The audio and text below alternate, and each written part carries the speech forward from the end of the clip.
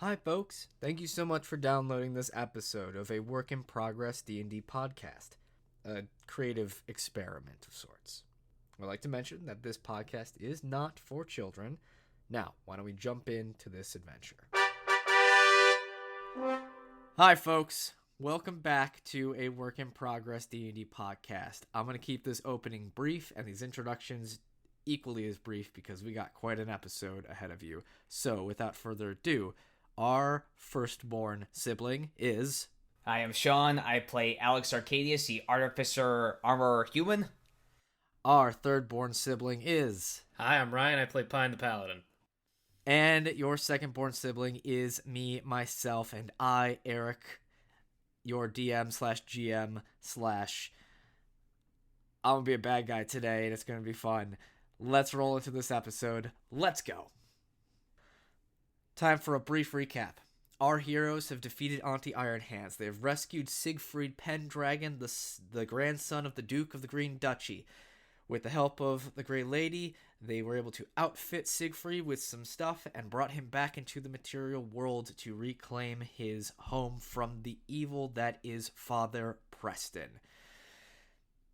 Before they could go back, apparently it turns out that Syr Edmund Brightblade has, through orders of Father Preston, has said that no one is allowed to enter or leave. It turns out that apparently Edmund is not the same individual right now from what Juniper, his horse, has told us, so it's possible Father Preston has done something to him. As our heroes have entered back inside the Green Keep, it seems some claws of justice have noticed and are about to attack our fellow adventurers. So, without further ado, my brothers, roll some initiative. Hell yeah! Which I will as well, because I'll be playing Siegfried. For Dispy, my Displacer Beast, is at least we forget. their initiative different than mine, or will they just go after me? Gosh, for ease, let's just have them go after you. Okay. Because, yeah, that's just easier for me. Honestly. Cool. I'm all about ease of summoned creatures. All right. Alex. Give me your initiative. Sorry, give me 1 sec here. Just Oh, take it. sure. Then, Pine, what is your initiative? 12. 12. Okay. There we go. That's fair. Okay. And Sig is 7. And Alex, what is yours? 13. 13. Oh boy. Well, this will be fun. Oh, I feel like we... I pre-rolled initiative for these knights, just so I wouldn't have to do it too much of it. And let me get their stats up real quick. All right. Ooh, let's not have that there so I can see your faces. So, at the start of the round, there are the 3 platinum, the Claws of Justice before you in their full plate armor shield wielding a long sword. The one in the center we'll call CJ1 rushes forward towards you. Who is in front? I'd probably say Pine.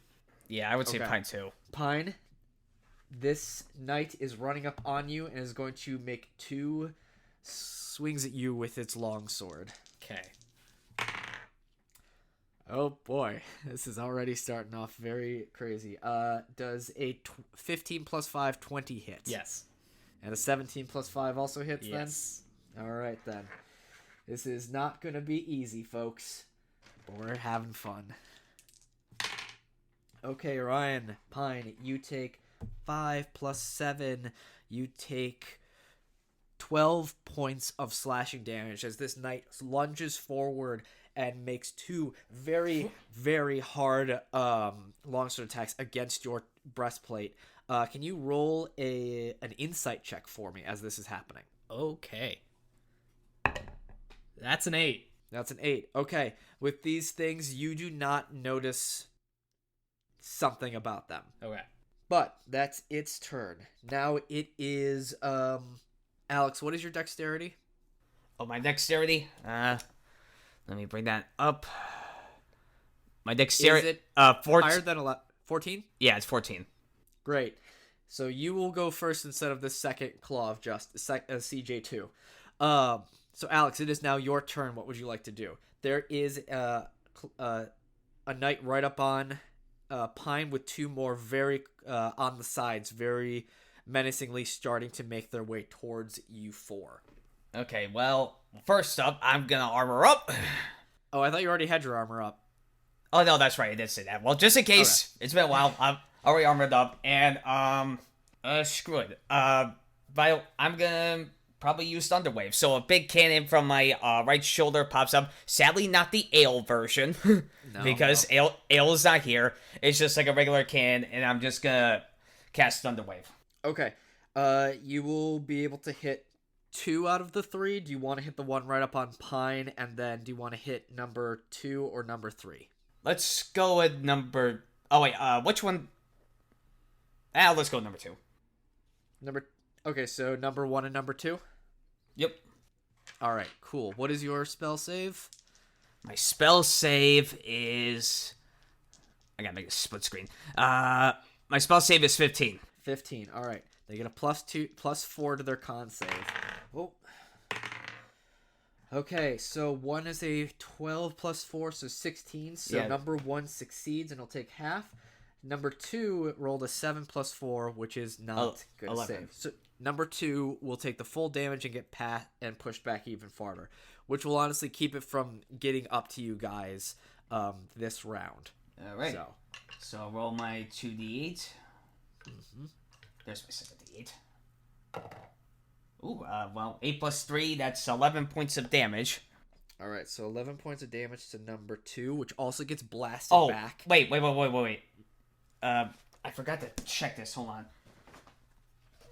Does my all-purpose tool, does that add +1 to my damage? No. No. Not to the damage, no, just the DC. Just the DC. Oh, so would it be... Yeah. Oh, so the spell CD, that would actually increase it to 16, but I think that one just made it. That one got 16, so... Yeah, so they just made it. Yeah, okay, so it's 11 points of damage.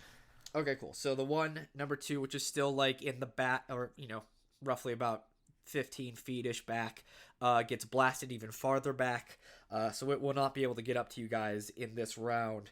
But number 1 is able to brace itself, and so only takes half that damage, so it will take 5 points of thunder damage. So, CJ, Claw of Justice number 2, or anything else? Do you have a bonus action or anything? I don't think. Yeah. Okay, cool. That Claw of Justice is going to, get back up and start, marching forward, but not getting close enough to either of you. Pine, it is now your turn. What would you like to do? So after the Claw of Justice had slashed me, Pine, reeling, will take his Hoarfrost, and it starts to glow, and in just an uppercut right in front of the Claw of Justice, cast Rhymes Binding Ice. Yay! I'll say with that, you're also going to be able to hit, you actually might be able to hit all 3, because it's a 30-foot cone. 30-foot cone. I'll say you're able to hit number 1 and number 3. Okay. With that, just in terms of angling it in a way that will hit. So all right, so cool. So you'll be able to hit number 1 and number 3. That's a con save. It is con save 14 DC. 14. Okay. Ooh, so number 3 rolled a 17 plus 4. So it saves, so it won't be stuck. But number 1 rolled an 8 plus 4, so 12. It is going take full damage and be frozen in place. Yeah. Okay. So what is the damage? It is 10 cold damage. 10 cold damage. All right. So he is immobile, and number 3 is taking 5 cold damage, but is not. As you swing it forward and you blast it out, this big ol' line of frost shoots out and sticks up and things, and it's real fucking cool. Yeah. Then, as a bonus action, I will command Dispy to go and basically cut off the CJ3 so he can't get any closer. I like it. Then and yes, attack him. Yes, absolutely. So Dispy will run over to CJ number 3, Claw of Justice number 3. Yes. And all right. What Roll your attacks for me. I shall. And it's going to be 2 tentacle attacks. Oh, yeah. So the first one is 19. 19 is going to miss. Oh, okay. And then the second is less than that, so. Yeah, you watch as Dispy runs up and, like, swings its tentacles at this knight, and it's just able to, like, hold up the shield and sort of block the things before the tentacles get, like, a good grip on this knight.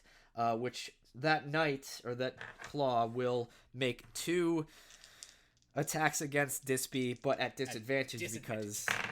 Yes, that's a natural 1 on the low end. And then, the lowest is a 15 plus 5, so 20. That hits. That's going to hit. All right. Dispy will take 8 points of slashing damage as the first one whiffs completely from the 2 as it, like, Dispy moves in as, like, a unit of 2, but it is able to, like, you watch almost robotically, it, like, sees that it missed, but then it, like, and then immediately, like, stabs down into the space where it knows Dispy to be, and you watch as the second form dissipates away. Okay. How much damage was that again? It was 8. 8, okay. Yeah. He's still there? Yeah, he's still there. Okay. Oh, yeah. No, Dispy's there until... Dispy basically has double the health I do. Oh, okay. Yeah, Dispy's a big, chunky boy. Hold on, I need to check a spell real quick, because it is now Siegfried's turn.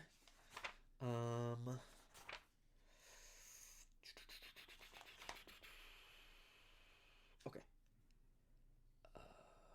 Got it. Alright. It is now Siegfried's turn, and Siegfried is going to pull out his, moon sickle, and actually run over to Upine and put his hand on his free hand on your wrist that is holding your dwarven blade. And Ryan, this is DM to you. Yes. Choose one of these 5: acid, cold, fire, lightning, or thunder. Let's keep with the theme and go cold. All right, cool. Your dwarven longsword is now infused with the elemental weapon spell. So It becomes a +1 longsword that deals an additional 1d4 cold damage on a hit. Sweet. Yeah. For a while, for the next hour, as long as Sig holds concentration on this. Got it. And just one clarification for Dispy. Since I gave him the command to keep attacking that one, do I need to keep refreshing that with my bonus action every turn? No. Okay. That's fine by me. That's essentially it. Fighting that thing is it defending itself. So, that is the end of this round.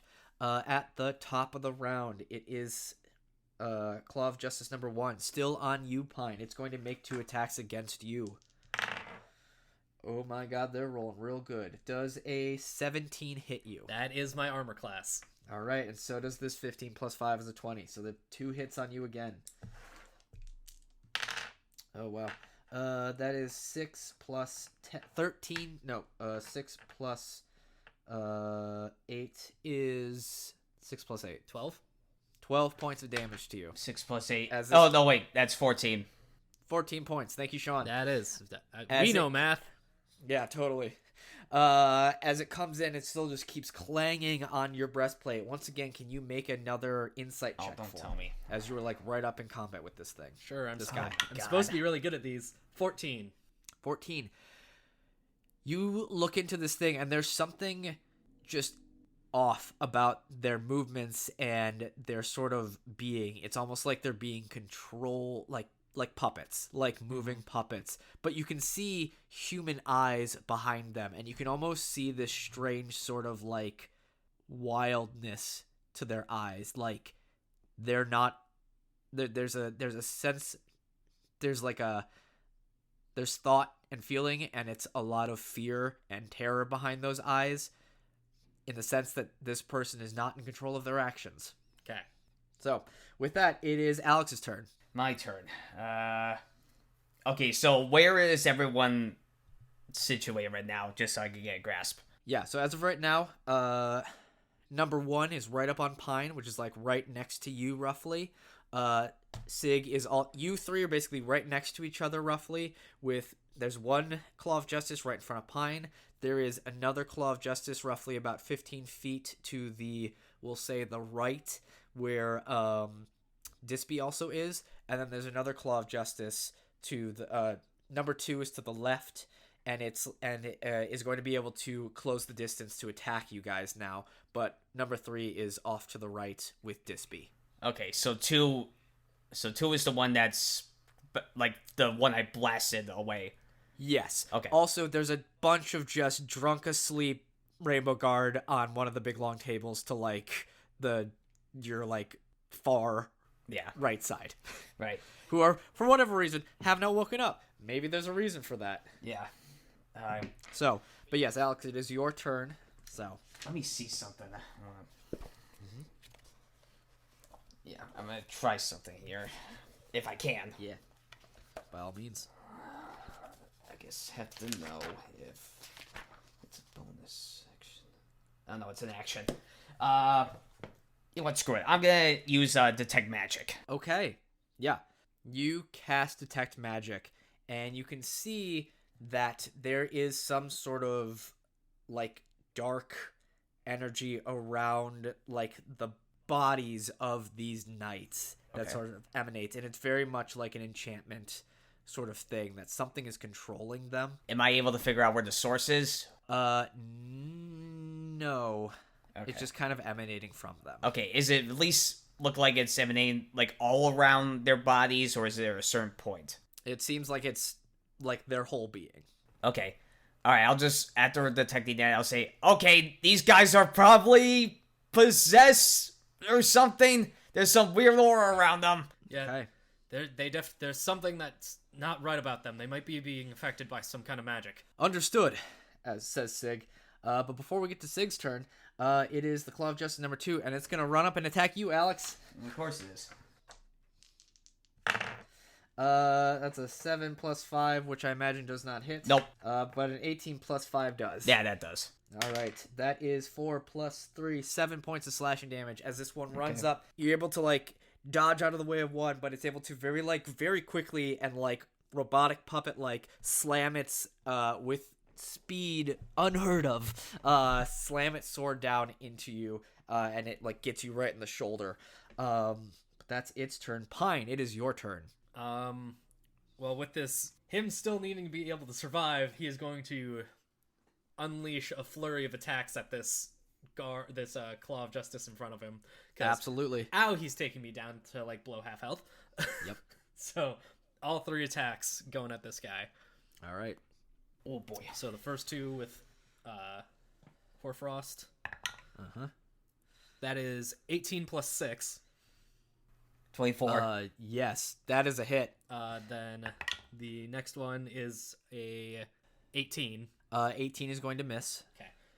So I'll just do First attack. this attack first. Right. That is 13 points of slashing and cold damage. All right. And then with the tuned up longsword I've got, natural 20. Oh, Hell yeah. boy. All right, so that's 2d8 and 2d4. Yeah. And I will not smite because I have a feeling we don't want to outright kill these people. Nope. I don't know if you're natural 20, but we don't know. You That don't know their health about yet. is- And then see it's what also he going to does. be plus 4. So 18 points of slashing and cold damage. All right. Well, you slash in with Hoarfrost cutting up, and a burst of ice encases it, and you're able to like try and come back down, but it gets the shield back up like really quickly. But with that, you're able to stab forward with your dwarven sword, and it's able to like really pierce through the armor and hit it hard. And this guy's looking pretty rough now, not gonna lie. Okay. But it is now Dispy's turn. Yeah. And Dispy will also keep on attacking because that's what I told him to do. Yep. Not the hurt one, I assume. No, number 3. No, number 3. Okay. That's a 24. Yeah, that's a hit. And then go for the second attack. That's a 19, which I believe misses. That misses, yes. So he gets 1 attack off. Basically going to be 2d6. All right. Plus 4. That is 6 points of bludgeoning and 2 points of piercing. So Okay. 8 points of damage. 8 points of damage. Very, very nice. And he gets his displacement up back, right? Yes. Yes, he does. Sorry, I'm just doing some quick math. Got it. All right, cool. Is that Claw of Justice turns in general, so it's going to make 2 disadvantage attacks on Despy there. Does a 17 hit? Yes. Okay, so that first one hits, so this second one will be rolled with regular. But that's an 8 plus 5, 13. That is its armor class. Ah. Oh, man. All right, 2 hits on Dispy. Dispy. That first hit is a 4. The second is 8. 4 plus 8 is... 12. 12? Yes. Okay.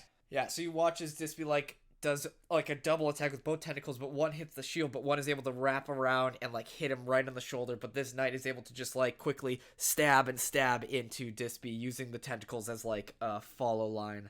But now it is Sig's turn, and he does have it. All right, cool. So you watch as Siegfried, wait. Dispel magic doesn't increase targets, it just increases the level of the spell, I think, when you upcast it. Let me. Is All that- right. Is there a mass dispel? There is not a mass dispel, which is interesting. Let me see. At least I don't think. Dispel. Here we go. Cast- Choose one creature. Oh, any spell of 3rd level or lower on the. Oh, never. For each spell of 4th level or higher on the target, make an ability check using your spellcasting ability. Yeah. Wait. At higher levels, when you cast a spell using a spell slot of 4th level or higher, you automatically end the effects of a spell on a target. Oh, okay, yeah, I was just talking about that, so it's gotta be. Yeah, there's no increase in targets. No, yeah. Oh, well. Okay. Well, either way, you watch as Siegfried, hearing that there's some magic, he's able to, hold.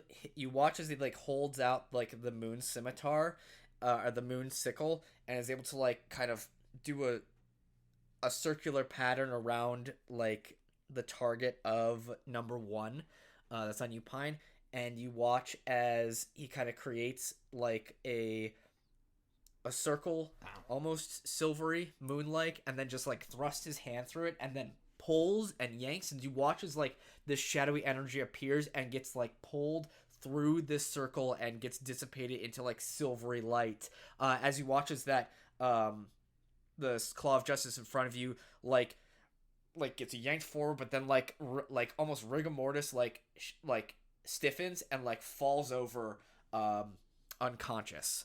It seems that even dispelling this magic does not completely leave them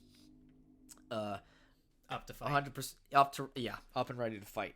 So that's 1 down, essentially. Question to you, Ryan. How long can you use those goose shoes again? No. Okay. I used both those charges on the guards. Okay. He did. Well, that is Sig's turn. And to the top of the round, number 1 is unconscious now. So, Alex, it is your turn. It is possible, if you want to, since we still have time before Sig can dispel magic again, that you can still just knock one of these guys unconscious. Right. So. Actually, wait, is that a 2nd level spell? Ugh. Let me see. I know I have this in my spell slots. I just won't move. I can't remember which level it was. Let's see. Yeah, I was thinking about using. Oh, wait. But wait. I'm trying to think what to do. You can just shoot him with lightning. Yeah.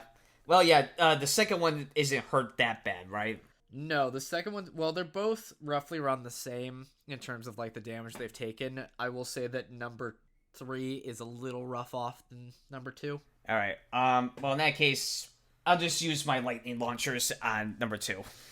All right. So you. Or I'm just gonna go Iron Man my repulse raise. Yes. Hold out your hand. That one and I shoot add a my bolt of intelligence lightning modifier at now. Number 2. Okay. So yeah, roll your attacks for me. Okay. Yeah, and proficiency and all that. Yeah, proficiency and everything, blah, blah, blah. So that's plus 12, 15, plus 4. That's 19.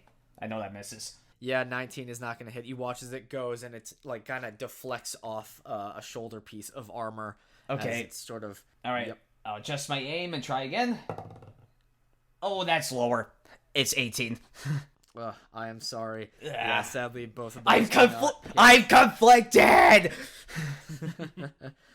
Which, speaking of Claw of Justice number 2, it is going to make 2 attacks against you, Alex. Okay. Oh, well, that's what's your AC? 19. Yeah, neither of those hit. So, Okay. So 4 and a 7 on the die. They're conflicted! So you watch as it tries to go and hit, but maybe there's something deep within this one that just like it's trying to fight back as best it can. Pine, it is your turn. Can I also just say, with the one that's in front of me, he never broke out of his ice. So he's just unconscious. He's like kind of bent over, but his legs still kind of up. Yep. No, he's frozen in ice. Oh, that must be so uncomfortable. Yeah. So with that, and being a little upset that this other guard is being a little mean to Despy, he's going to run over and stand and fight with Despy and take all right. some attacks on him. Roll those attacks for me. And I guess trying to be as non-lethal as possible. They're in armor. You can kind of smack them with the back of your blades or side of your blades. It's all and ring them up. Right. Dong. So first attack, that's gonna miss. It was a 7 plus 6. Miss. That's a 17 plus 6, so that hits. What's that total? 17 plus 6, 23. 23. Oh yeah, that's gonna hit. Even with a parry, that hits. Oh. Yeah. Okay, so this damage is going to be that's 12 points of slashing and cold damage. 12 points. Alrighty. And then for the... Actually, I'm just going to have, for my bonus action, just have Despy take the dodge action. Okay. Sounds good to me. Well, actually, he already has... He already has disadvantage on the attacks, so... I'll just have him stand... He will disengage and just kind of head back towards Sig. Okay, cool.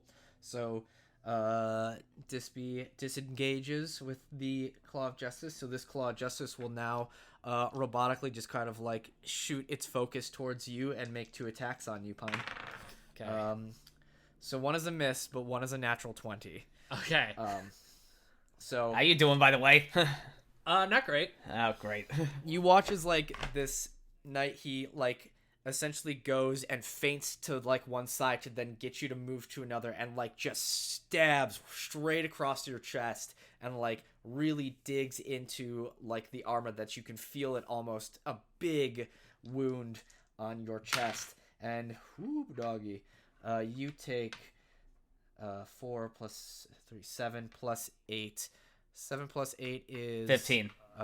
15 points of slashing damage as this one hits you real freaking hard. Ow! But luckily, now it is Siegfried's turn, so he's gonna once again do that circle, pull his hand through, and rip the magic off of Claw of Justice number 2 since it is the closest to him.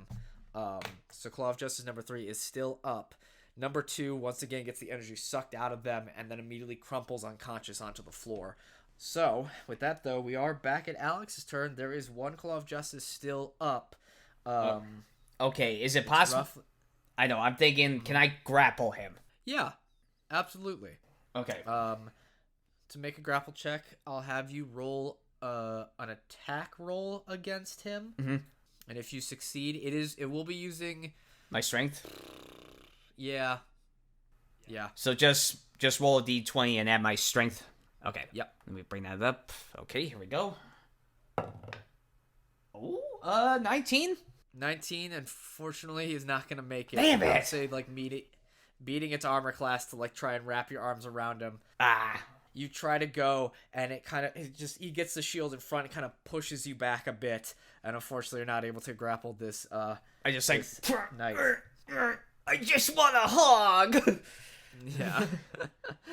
Pine, it's back to you, though. Well, Pine is going to just batter it a little bit, use his hand kind of glows a faintly bright green energy, places it on him, and uses all of his lay on hands Oh, what? Oof. to heal him up by 25. Okay. So that's what he's going to do, and he's going to make an attempt to get out. Okay. Get out of Dodge. Yeah, and like head back towards Syr. All right. That will be a opportunity attack on you. It sure will. 9 plus 5 does not hit. Oh! Yep. But with Alex right on this knight as you run away, it is going to make 2 attacks against you, Alex. Okay. Does a 17 hit you? Shield. So that's +2. So 19. All right. Yeah, because so your our AC is 19 total. Yeah, it'd be 19 total with the shield. Yeah. Okay, cool. Because I know there's the shield spell that is separate. Yeah. When you said shield, and then there was a natural 1. So Yeah. then you watch as Siegfried once again uses dispel magic and rips it from this guy, and he crumples down unconscious, which ends this little round of combat. So, how are you two? Are you? I'm actually glad we decided to go together. Trying to. How badly hurt? Well, with that last bit of healing to myself, I'm okay for right now. Okay, well, come here. He's going to heal you.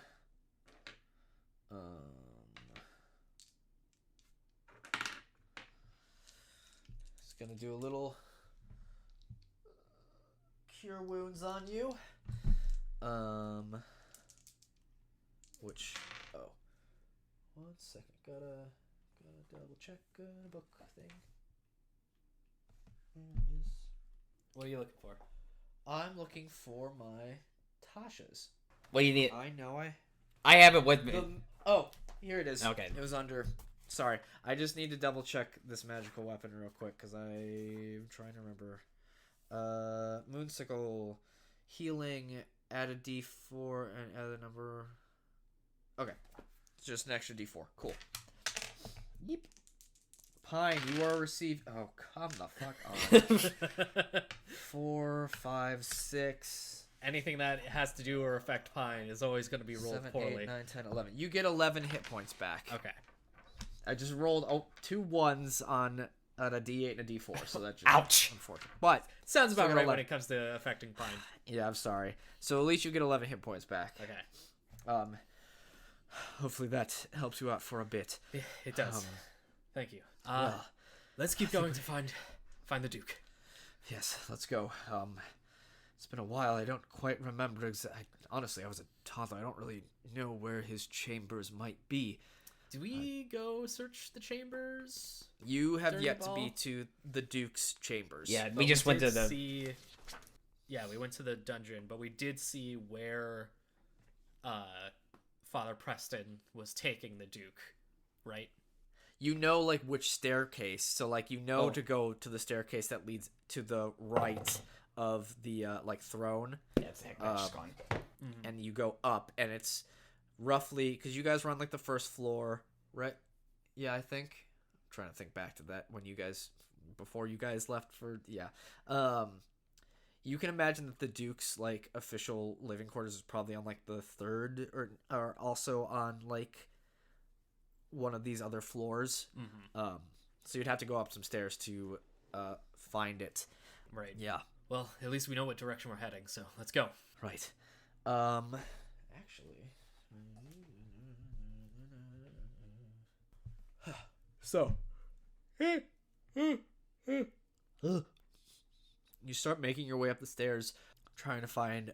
You look down the one corridor. There's nothing in these halls, so you start heading up another, and eventually you get to the second floor, and you can see down one of the hall, and like down this hallway at the very end seems some rather like ornate doors, but it is guarded by two other claws of justice, which you can only imagine is probably the location of the Duke. Which these, we'll just use the same initiative order, but these two claws of justice are going to ready up their shields and then start making their way towards you. And yeah, they just start moving towards you. We'll just go back. That was their turn to start moving. And Alex, it is your turn. These knights are coming towards you. What do you want to do? How close are we to them? I'll say they're about 30 feet away from you now. Okay. I think if anything, I'm just gonna hold my action for a lightning launcher until they get like attack range of us. Or is your actually no lightning launcher not that far? Oh no, it is. You know what? Screw it. I was thinking about holding until until Sig does a spell, and then I focus on whoever it was. The other one. Yeah. Oh, okay, that's fine. Yeah. Yeah. All right, Pine. What about you? Pine will basically do about the same thing, but he'll probably take a couple steps and have Dispy do the same. Okay, sounds good. Then yeah, it goes to Sig's turn, and you watch as he does the same thing and pulls the energy away. So we'll say Claw of Justice number 4 goes unconscious.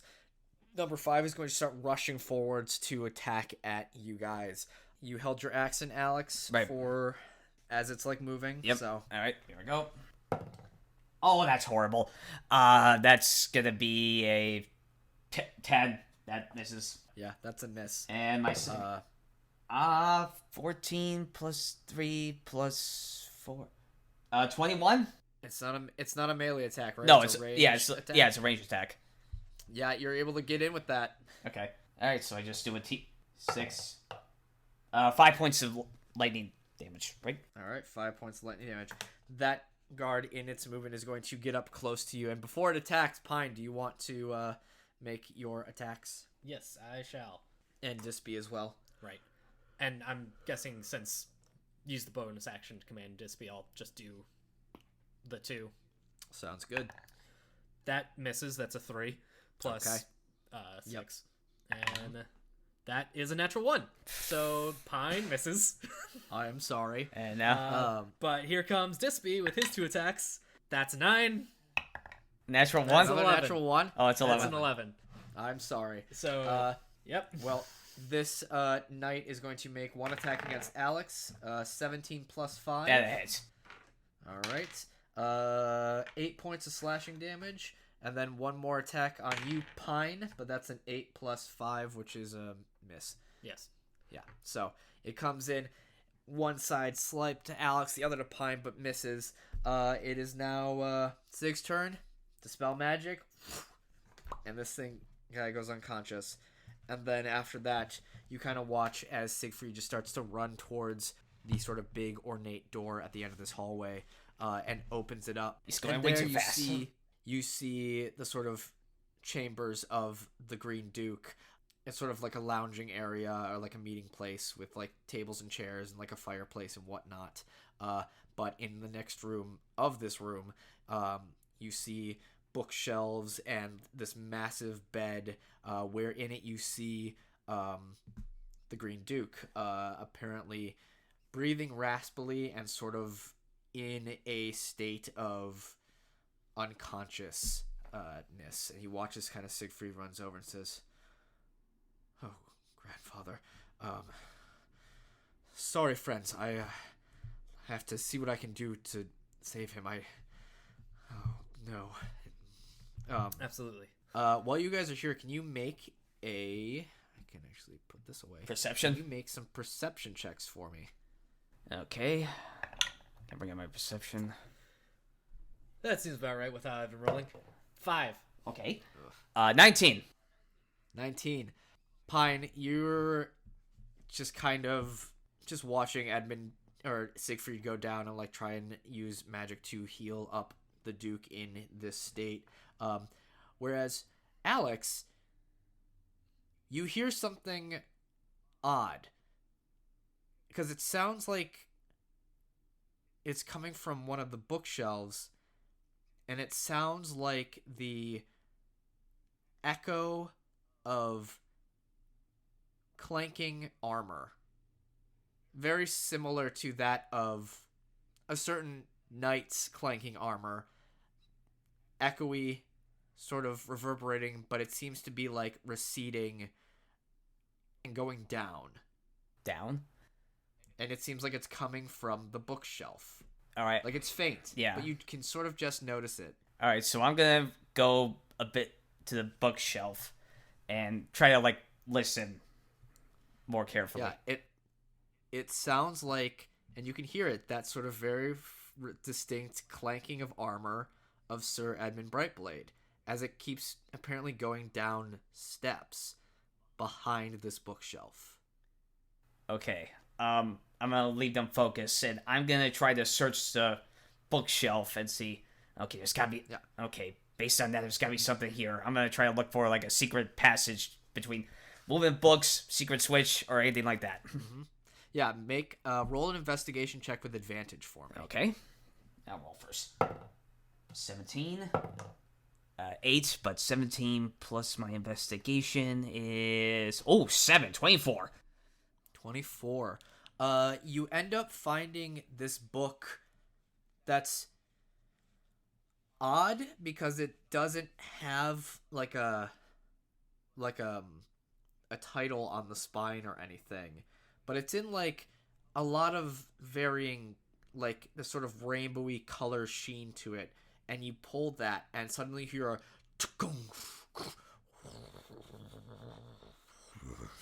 as the bookshelf starts to rotate in front of you, revealing a secret door.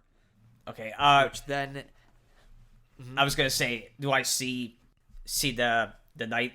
No. Like right there. That you heard the sound Right. of steps going down and away. Yeah. So essentially what you've just opened up is now this sort of secret door that seems to lead to stone stairs that head down. Okay. Somewhere. Right. You don't know where. But they're not. You've never been. Right, but they're not like my plain of sight. All right. No. Okay. You do not see Syr Edmund or anyone within your plane of sight. If anything, this thing slides open, you look in, it's this big, like, sort of enclosed stone stairwell, and you can kind of see, like, there's little sconces of light that sort of lead down, but it goes very far down, and you don't see, as it even, like, curves down and around, you see no end. Okay. You can just hear a little bit better now the fainter, like, clanging and, like, dinging, or, you know, Right. the sounds of Syr Edmund's armor. Okay. Hang on, I want to think about something before I continue. Which I don't. But it's far, far down. Right, far you down. don't Okay. know how. Yeah. I won't know how far it is. Alright. Damn, I wish I got to them sooner. Anyway, I'll just go to them, the guys, and say, I think I found on their secret passage. And I think our fellow knight is heading more further. Okay. Go, friends. Please leave me. I have to do something. I will catch up with you once I'm able to. Okay. Well, whatever Father Preston's doing. Before we go, can I just make another perception check around the room? I'm just kind of curious if there's anything we can use in here that might help us. Sure, and with that, I'll also roll your roll, and Siegfried is going to give you both some extra HP. Okay. Pine, Oh, 8. you get 7, 8, 9, 10, 15 extra HP, or heal up by 15 points. Okay. And Alex, you get 8, 9. Alex, you gain 14. Just one short. Sorry. And Yeah, Dispy will get. Dispy will get 1, 2, 3, 4, 5, 6, 7, 8. Okay. That's 8. Yeah. All right. So I rolled 18 plus 2, 20. 20. Yeah. You are looking around.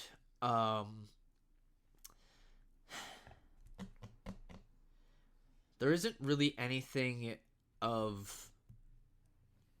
There's not really anything of use here that could help you in your fight with that's potentially coming up. Okay. All right. Yeah, I'm sorry. There's Okay. not much here within this room that would be of use to help you in this fight. Okay. I mean, if you want to grab some of these books or a chair and just throw them at Father Preston, by all means, you're more than welcome to. I won't be that disrespectful.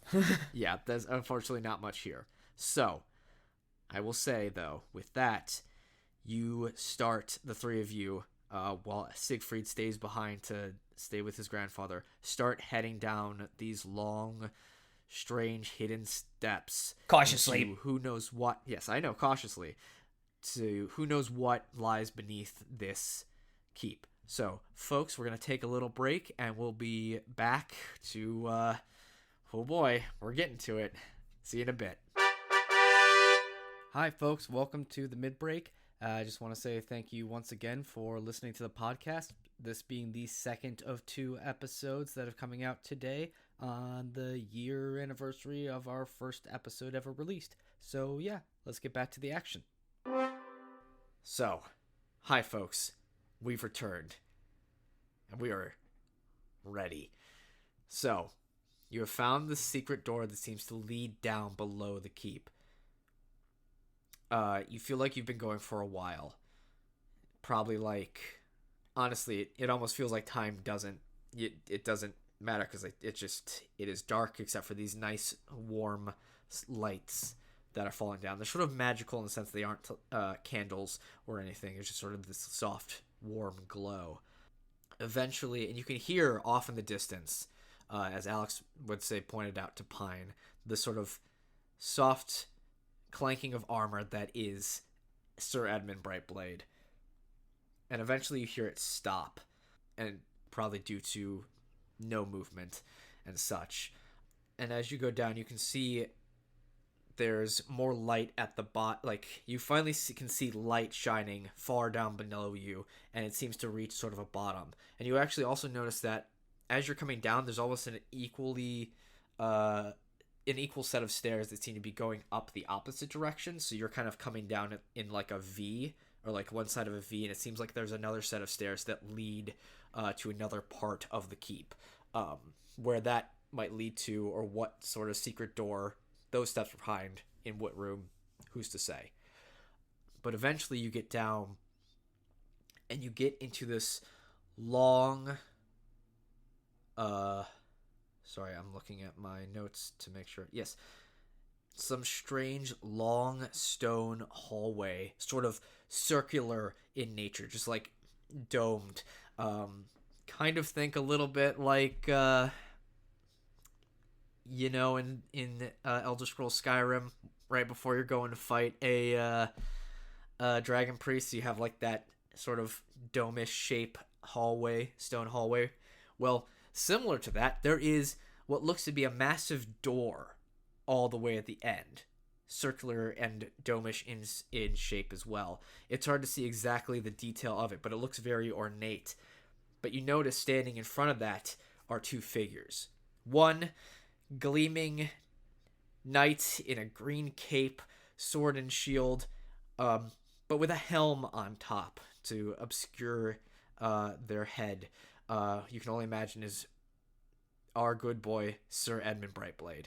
Next to him is this sort of stooped, hunched over figure in this dark cowl that seems to be like moving one of its hands along the path of this door in front of you, and you can kind of hear it's like, yes,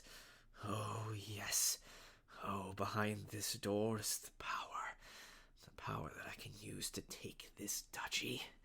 And then the knight, Syr Edmund, turns around and seems to like get a ready stance, noticing you guys there, and then he watches this shadow figure. He's like, oh yes, it seems that even those knights were not enough to stop you two. I hope that. And he watches like the stooped over figure starts to lean back a bit, and you watch as the head of Father Preston starts to come out.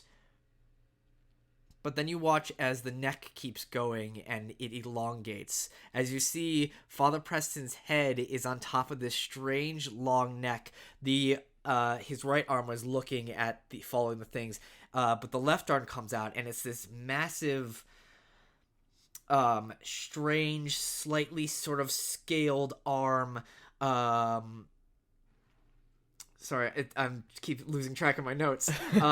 This 4 long clawed left arm with just the talons are super long with dark black feathers that seem to like reach down the arm and even sort of peek up along the elongated neck, and you just see these bright glowing eyes as he seems that Father Preston, as you know him, is no longer this sort of tall, slender man, but some sort of corrupted-looking individual. And Alex, you in particular notice something, because as that neck finally reaches its elongated length, you watch as something, as some sort of amulet around his neck kind of drops out of the cloak, and you see before you is one of the treasures of your family.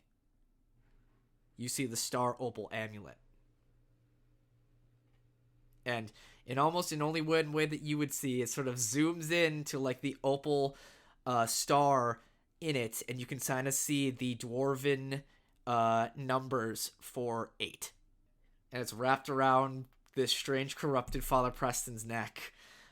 And he kind of looks over at Syr Edmund's like, Syr Edmund, take care of these intruders. And Syr Edmund just kind of like clinks up and just starts making his way towards you. Unless there's anything you guys want to say. I'll just say that, well, at first when we see his figure, it's like, I was gonna go to Pine and I was like saying, what the fuck am I looking at? I have no idea. But there's, well, and then later on I would say, but I think we deserve some answers. So, why don't you guys roll some initiative? Just to first get an idea. So, Father Preston is still up there, and Edmund's like down there. Is that how it is? No, it is a long hallway. Oh, okay. Okay, I thought they were out on like a balcony or something. Okay. No. Sorry, it is a long cylindrical hallway, stone all around. At the very end, there's a big door. The big door. Okay. That Father Preston is at, but now looking at you, and Edmund is walking your way. It's roughly about 60 foot in length in terms of like how far away you guys are. And yeah, so roll some initiative, my brothers, and okay. I'm gonna roll the initiative for these. There we go. Okay. God, good initiative finally. Edmund. Same. Let's do it. Okay. Yeah, keep forgetting it's only +2 for my initiative. All right, Alex, what is your initiative? 20. 20. Ooh, very nice. All right, Pine, what is your initiative? 15. Nice, and we'll say Dispy goes right after you. So, as of right now, distance between you and them is roughly about 60 feet. Yeah. So at the top of the round, Alex. Okay. It is your turn. What would you like to do? Alright. I gotta take that into consideration because I did have a plan, but now I gotta do that. Mm-hmm. Okay. So how close is Edmund to Preston? Like 10 feet, I'd say. So I'd say Father Preston's the full 60 away from you, and Edmund is roughly about 50 feet away from you. So 50, okay. I will also notice as combat sort of starts, you do kind of see this sort of shadowy, it looked like it was just the cloak, but it seems like the cloak has some sort of shadowy, like, writhing energy around Father Preston as well. Okay. So if possible, if I could do this turn, I'm gonna get as close as I can, which is gonna be 35 feet because I have the lightning launcher one, so I add to +5, right? Yeah. Yeah, +5, so 35 feet, and I want to use web on them. Web. Yep. Okay. And I want to get both of them in there. Okay. You run up, and what does your web look like as you run up to cast it? So I basically run up close. You see, Pine would see there's like some kind of like mechanism stretching out from, or not really stretching, constructing on his back, and then I get in like a crouch position, and basically it'll fire like a little grenade launcher, and shoot the web, like a web grenade, popping up and then landing on them. Gotcha. As you fire this web grenade and it launches forward and starts to open up, you watch as Father Preston takes his big, strange four-clawed arm and just waves it across the air, and you watch as this wave of magic slices through the web as it opens up and dissipates as he counterspells your web. Okay. So. Sorry. Yeah, I know. I figured that was going to happen, but I had to give it a shot. I understand. Anything else? I don't think you can do bonus-wise.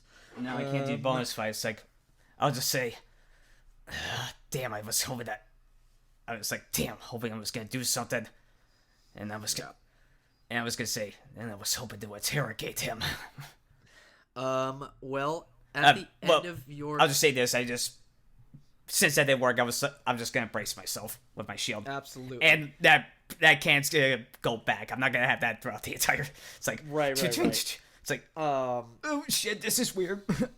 I mean, horrible design plan. So, at the end of your turn, you watch as Father Preston starts to then weave more magic, but this time with his human-like hand, and you watch as roughly right in the center of this hallway, right basically where you are, Alex, and roughly 30 feet, or maybe not exactly where you are, let's see, 60 foot distance. Sorry, I'm trying to do some math. So 60 feet, 30 is half. Yep. You trying to half that, or not? So I'm trying to like not half it, but try to find the midpoint. So 30. So if we're like right in the center, 30 feet out, because it is a 30-foot radius sphere. Okay. Oh, that would fill up almost the entire hallway, wouldn't it? Oh, a sphere? Well, yeah, 30-foot radius sphere. Well, again, I moved like 35 feet away from everyone else, so because I was trying to close the distance to use web. Yeah, I know. Okay. But I'm saying a 30-foot diameter radius, or a 30-foot radius sphere is a 60-foot diameter. Yeah. So basically, that would fill this entire hallway. Yeah. Basically. Okay. So, just shy of a cup of like 10 feet of Edmund. Or basically right... What happens is he uses his hand to cast a spell, and you watch as a legendary action, and you watch as the area you two are in, roughly about just shy of where Edmund is, you watch as this sickly green light starts to emanate in the space around you. And it is not a pleasant light. It's sickening in its radiance, one could say. Oh, God. As you are just nauseated by this, as it starts to like, and it feels icky and like sickly as it starts to, the light sort of, like you can feel it passing through you, like a radiation. And, yeah. So you're covered in that. It doesn't do anything yet. Okay. But it will. Pine, I need you to make a Constitution saving throw as you are in this sickening radiance spell. Okay. Natural 20. Oh, that's great. Do you need me to have... I'll get to that. Let me just double check something about this spell. Interesting. So you take no damage from this spell, as well as you do not gain a level of exhaustion. Mm-hmm. So it is your turn. What would you like to do? Do you want me to roll for Dispy as well? Yeah, do that right now. 5. Ah. So, Dispy's gonna take 4d10 points of damage.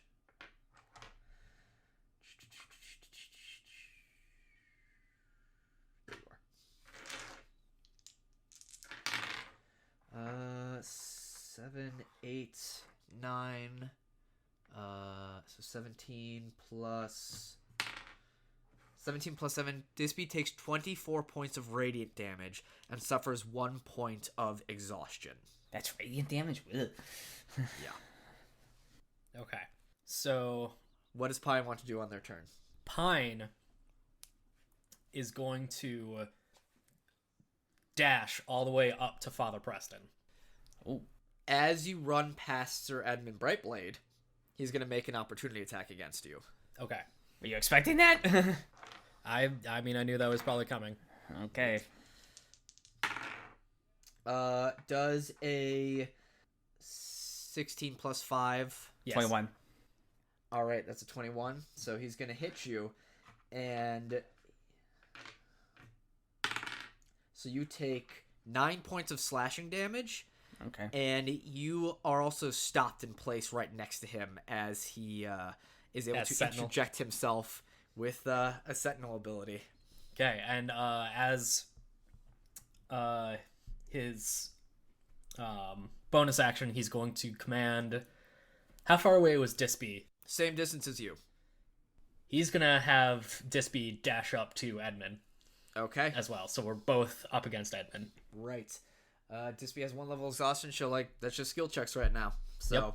And I'll say Dispy is just gotten out. Oh, so Dispy is out of the radiance. Dispy loses the level of exhaustion. Okay, Yeah. So.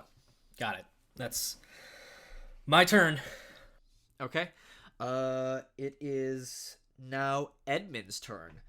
And Edmund is going to make 2 attacks against you, Pine. Does an 18 hit you? Yes. All right, the other is 9. So Edmund comes down to hit you with 8 plus 3. That is 11. 11 points of slashing damage as Edmund just kind of slams down his sword on you with incredible strength. And that is Syr Edmund's turn. Now it is Father Preston's turn. So, let me just check something real quick. All right. So, you watch as Father Preston brings up his clawed hand, extends it forward. You watch as crackling lightning just starts to go between all of the things. And then you also watch as the star opal amulet starts to flash with a little bit of light, and it almost energized, and that energy goes up his arm and energizes the lightning, and it shoots out a much more powerful lightning bolt. So instead of a 3rd level lightning bolt, it is going to be a 4th level without extending a 4th level spell slot. I need Pine and Alex to roll dexterity saving throws for me. Okay.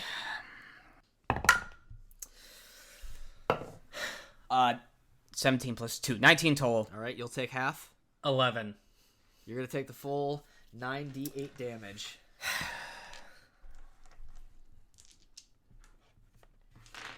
One, two, three, four, five, 6. That's so many ones. Good. 5, 6, 7, 8, 9, 10, 11, 12. Pine, you take 13 points of lightning damage. You still don't understand how much that, fucks me up. I understand. I know. But that was so many ones. I literally rolled. So Alex, you take half of 13. So 6. I literally rolled 9d6. 3 of those dice, 2 of those dice were 2s. 1 was a 3. The rest were 1s. I'm down to 14 health. Well, doesn't that suck? Well, that was Father Preston's turn. At the top of the round, and let me just mark something here real quick. That was 1 turn. Alex, it is your turn. What would you like to do? You are. Do I Oh, have to roll? actually, Alex, I need you to roll a Constitution saving throw for me. All right, Because Constitution. you're still in this sickening radiance. Right. Okay, saving throw. Okay, that's still good. And that's a good roll. 17 plus 6, 23. Damn it! Yeah, you survive. You take Okay. no damage, and you do not gain any exhaustion. So. All right, so I'm gonna run up, much closer, more closer to Preston, and then I'm gonna activate my telepathic powers, which is Mage Hand, and I'm gonna try to grab that opal off of Father Preston. So you will be going past Edmund. He's going to make an opportunity attack against you. Okay, Okay. I'm ready. So it basically just means whether or not you stop next to Edmund. You'll still be within the 30-foot rate. You'll still be able to reach with your mage hand. Yeah. But just know that Edmund is stopping you from getting too close. Yeah. That's a natural 20. Okay, go ahead. 4, 6, 10, plus 13 points of slashing damage as he slashes in you. Okay. That's his reaction, but you do stop right next to him. So basically, all three of you are on Edmund as he's trying to stop you from getting to Father Preston. But yeah, you attempt to use Mage Hand to try and grab the Star Opal amulet from him. Yep. I need you to. We're gonna roll a spell. We're gonna do a spell roll, a spell off, a spell attack roll off, or spell ability roll off, whatever. Yeah. So I just got roll a d20 and my spell attack. Yeah, you're right? gonna roll a spell attack, and Father Preston is also going to roll a spell attack, to try and stop this. Okay. All right, here I go. Oh. 16 plus 7, and then plus 1 from... do I have my all-purpose tool plus 1? Yes. Okay, so that's plus 8, so 24. Father Preston rolled a 5 plus 6. Oh! So, what does it look like as you reach out with your telekinetic abilities, this invisible mage hand of yours? Basically, Okay. Yes. Yeah, What is it? so I'm basically reaching out with my hand, and, like, my armor is, like, lighting up, like, usually radiant, but then I'm, like, really focusing on that, like, electricity is just popping out, like, I need that back! And I just do, like a little flex with my fingers, like, to push it. Yeah. You watch as it starts to come up, and you watch as, like, you watch as it starts to float up off of his neck, or not off his neck, but, like, the amulet itself starts to float up, and Father Prince's like, no, I need this. And, like, you watch these shadowy things start to go to try to pull it back, but the energy of your telekinetic abilities and what you rolled is able to, like, shock it away as it, like, bursts away, and it, like, breaks the necklace of the amulet, and it shoots towards you, and it is now in your grasp. You've, at least for this moment in this combat, you have, at least, we'll say, potentially have recovered one of your family's artifacts. Yes. That's your turn. Yeah? I will just say this as he says that. It's like, this never belonged to you. Indeed, it didn't. But at the end of your turn, I need you to make a wisdom saving throw as Father Preston stares into you with these big, glowing, sort of bird-like eyes as your mind is being racked with pain. Oh boy. Wisdom saving throw? Yep. Okay, that's not my strong suit, so... Roll high. 16, but minus 1, 15. That's gonna save. Yes! By one! Oh! By one! Oh, thank God! You feel your mind just being, like, scoured with, like, claws, and it feels like it's racking into you, and you're able to push through, maybe with the help of your own psychic abilities, push back on to this mind scour that would have left you stunned for a turn. But at the end of that legendary action, Pine, it is your turn. Pine will rush up to Father Preston. You can absolutely do that since Yep. Edmund used his reaction already. Bloody and beaten, he is furious. Absolutely. He had that the ringing in his head of Alex saying he wanted to interrogate, but he just goes, "We have no we we do not get the pleasure of an interrogation," and we'll just throw everything he's got at him. All right. Make your attacks. Does my left-handed attack or my dwarf sword still have the Oh, the magic weapon? Because technically...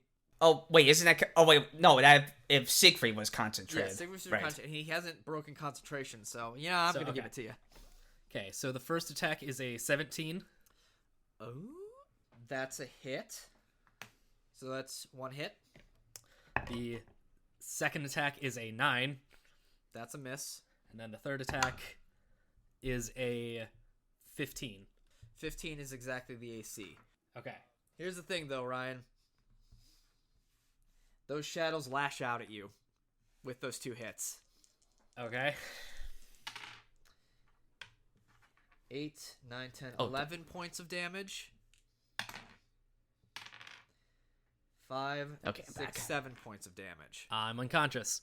Well, I'll still let you fuck. get those 2 attacks off since you did hit. Okay, what happened? My connection fades. Oh, sorry, yeah. As Pine went up to and got Father Preston with 2 attacks of his weapons, the shadowy energy around him lashed out and like stabbed at Pine. So as Pine goes in and hits twice, I'm smiting, by the way, for both of those. Oh, I know. Give me the radiant damage separate though. Okay. And may I ask, is Father Preston possibly an undead or fiend? No. That might be the... Okay. Oh. So I'll More give you monstrous than Okay. fiendish or undead. So Still I'm quite going to- alive. Okay. I'm going to give you the 2 attacks first. And I didn't clear. I'm going to be doing 1 at first and 1 at second. Okay. As long as you tell me the radiant damage separate, Okay. then we're good. So for the Hoarfrost attack, it's going to be... That's good. 15 points of cold and slashing. 15 points of cold and slashing. Great. And then with the offhand sword, that's going to be 5, 9 plus 4, 13 points of cold and slashing. 13 points of cold and slashing. Very nice. And then, so with a third or second level smite, that's how many d8s? Second level is first level is 2, second level is 3. 3. Yeah. Okay. So altogether it's going to be 5. Okay, still roll them separately as 2 different okay. hits. Yeah. Okay, so the first one is 12 points of radiant. All right, so half to 6. Oh, he resists radiant damage. Great. And then the second is 13 points of radiant damage. Half to 7. So 6 plus 7 is 13. 13. Thank you. And then I flop on the floor. Ugh. Yes, indeed you do. So as you run up Pine and you make those 2, you slash once, miss the one, and then slash again as this radiant energy and this cold flashes forward. Then this radiant energy flashes out, but you watch as the shadow sort of absorbs some of that radiant energy, and then it almost like twists it and stabs it through you, as almost like Pride in Full Metal Alchemist. This energy stabs through you, and it just like sends you, and you go unconscious at Father Preston's feet. So, what does this be? Dispy's still around, right? Yeah, Dispy's still around. I didn't command him, but I would... Dispy's going to see you go down, and I don't know, what is Dispy... At this point, Dispy's going to do whatever Dispy wants to do. I would say Dispy would, probably a loyal companion, would then run and go and attack Preston. Okay. 2 attacks. Mm-hmm. The first one is a 12. That's a miss. And the second one, that's cocked. It not as much. 10. Yeah, Dispy goes up and tries to swing, but the shadows sort of move around, not able to get a good hit on Father Preston's strange abomination monstrous form. At the this is what I want to do. Yeah, at the end of that turn, Alex, can you make another wisdom saving throw for me, as Father Preston is still going to try to stun you with his mind-scouring legendary action. Okay, come on. Oh, good. 19 on the roll, but -1, 18. Damn it. All right, you don't get stunned again. This sort of strange psychic battle you are having, and you're winning every time. But it's Syr Edmund's turn, and Syr Edmund is going to run up, or just go to slash at you, Alex, with 2 attacks. That is a 19. That's my AC. Okay, that hits, and then that is a 10. That doesn't hit. So you take 7 points of slashing damage as Syr Edmund just kind of comes in with his sword. And I mean, make a... when he gets in close, you can make an insight check, but I feel like you guys have an idea that Syr Edmund probably isn't fully here. Natural 20 on the insight check. You can absolutely, you look into Edmund's eyes, and you can just see pain, and just, you can see tears streaming down his eyes as he sees what he's doing, but he cannot control it. This man is very, very upset at the fact that his body is being controlled, and he is attacking people that he considers close friends. Yeah. But that's the end of that turn, and Father Preston is just like, yes, there will be no time for interrogation at all, and takes his claws and stabs into Pine. Just 1 attack? 2 failed death saves. 2 failed death saves. So how does it determine... sorry, the pause of this dramatic moment, good. but what determines, an auto crit? So, because Pine is incapacitated... Right, I figured that. And it is a melee attack within 5 feet. That's essentially what makes it an auto crit. Which causes 2 death saves. Normally, just a regular hit would not... It would just cause 1. Okay. Or big AoE spell explosion would just cause 1. All right, so you still need a roll for that? I mean, I rolled with advantage, and I got a 13 plus 6, so 19. I did make sure to roll just to be safe. Okay, so if there's still a chance you could miss with that? Yeah. A chance. Mm-hmm. Okay, I don't know. I've learned about all the crits, and I know. just got I totally confused. understand. But that is the end of round 2. Alex, it is your turn. What would you like to do? Well, after seeing Pine down, I know I'm probably gonna get hit by this, but I'm gonna go over there and I'm gonna cast Cure Wounds on him. As you run out of Edmund's range, he's gonna make an attack against you. Yeah, to stop you. I know. 18 plus 5, and Sentinel triggers, and you do not move. As he kind of clips you with the legs as you try to run out of his range. You take 5 points of slashing damage. Oh, that's just it? 5? Yeah, you take 5. Was there...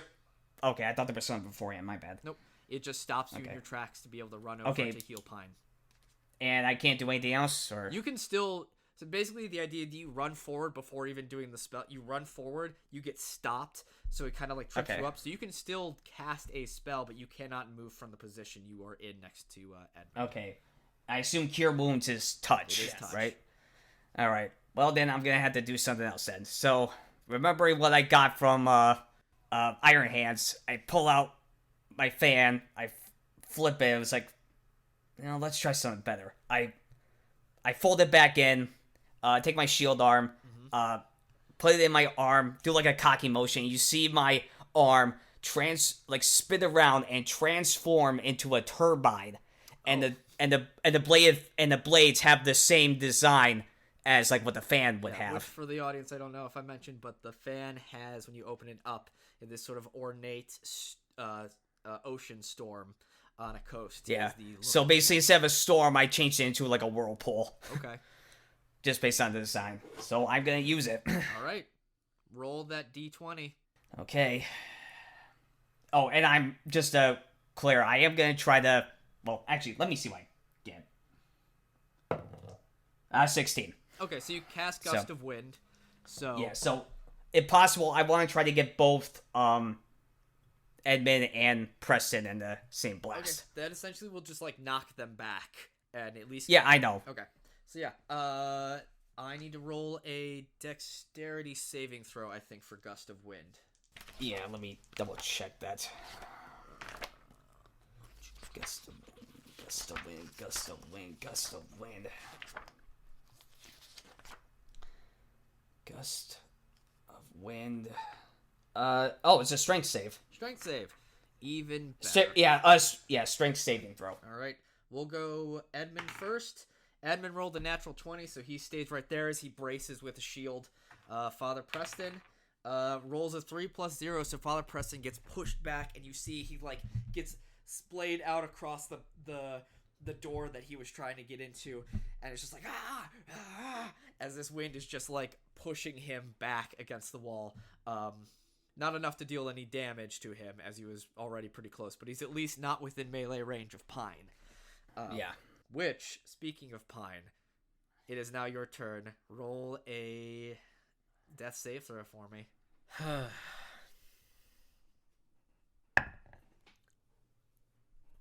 Oh, God. No. What? It's a 1. Oh! It's a Okay. natural 1. All right. We'll get back to you at the top of the round. It is now Edmund's turn, and Edmund is going to make... hold on. The Dispy. Dispy is going miss. Okay. Unnatural 20. That is a hit. Dispy will take 2d8 necrotic damage. Okay. Takes 2 points of necrotic damage. Okay, and he will deal 10 points of bludgeoning and piercing. Damn, alright. That's pretty good. As Father Preston is pushed up, you watch as the tentacles just start shredding into Father Preston's shadowy form and robe. It is now going to be Edmund's turn. Oh, How much damage did Dispy take? 2, 8. I think, right? No, 8. sorry, 2. Oh. 2. Oh. Yeah. Shit, I can't remember what his life was at. Hold on. Okay. All right. With that, it is Syr Edmund's turn. Is going to run over and swing 2 attacks against Alex. Both of them miss. 5 and a 2 plus 5 don't hit. At the end of Edmund's turn, though, Father Preston is going to stare at you, Alex, and instead of trying to stun you. No, fuck it. He's gonna try and stun you again. Make a wisdom saving throw for me. Okay. Oh, boy. This is his legendary action. Fuck. That's a 9. 9. Well, no, 6 plus minus 1. All right. 5. I'm stunned. You are stunned. What happens with the wind? I think it ends. Okay. I think. Because it holds concentration. Getting stunned, I think, causes you to lose concentration. Let's see. Let me... Stuns. I've got this thing here, so let me look at this. A stunned creature is decapitated, can't move, can't speak, only falteringly. The creature automatically fails strength, dexterity foes, attack rolls against the creature have advantage. Doesn't say anything about concentration. Well, it said you become incapacitated, right? Yes. I think that means you lose concentration. Oh. Can't take actions or reactions. And then, I guess it doesn't say anything. I guess it doesn't. That's odd. Anyway, so it kind of is still going, but Father Preston is going to, like, slightly move out of it on his actual turn. Says, I need that amulet back. And then casts a lightning bolt at a regular level at you, Alex, which you fail. So you're going to take the full 8d6 lightning damage. Well, it's probably going to kill me. That is not a bunch of ones. 6 plus 5, 10, 16, 20, 24, 25. 1, 2, 3, 4, 5, 6. 25 plus 5, 30. 31 points of lightning damage at you, Pine. Or Alex. You're unconscious? Yes. All right. So, at the end of that, now the wind stops. So we go back to the top of the round. Alex, it is your turn. I need you to make a death saving throw for me. 11. 11. You have one success. Yeah. Pine.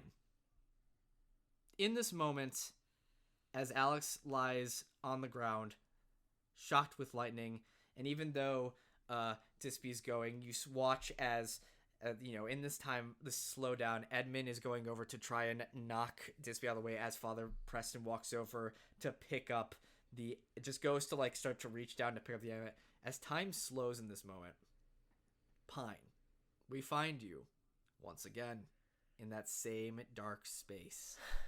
There's light shining behind you.